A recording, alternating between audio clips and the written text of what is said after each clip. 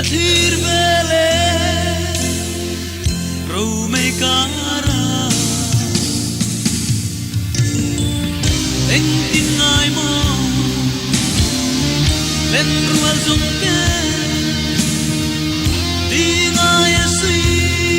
lung le cây zum ka ngai zual chi le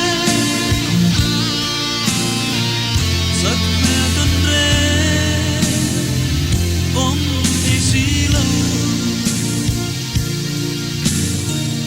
lim ten darang ton le ni tu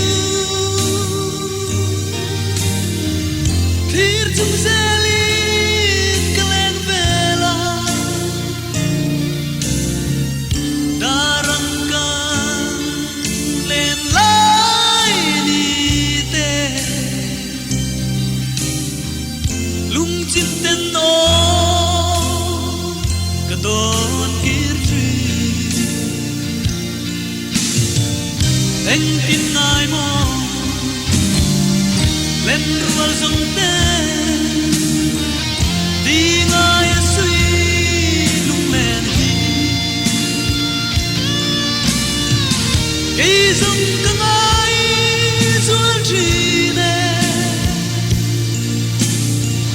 sắc me tân re om thi si lo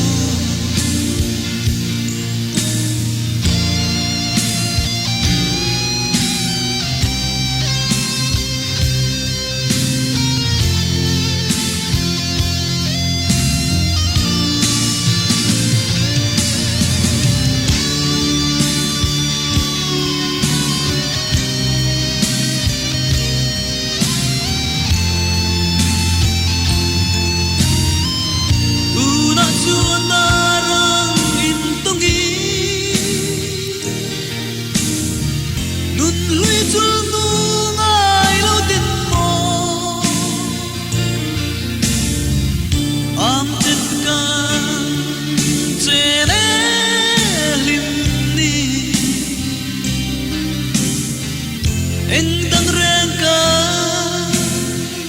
ngài vil nem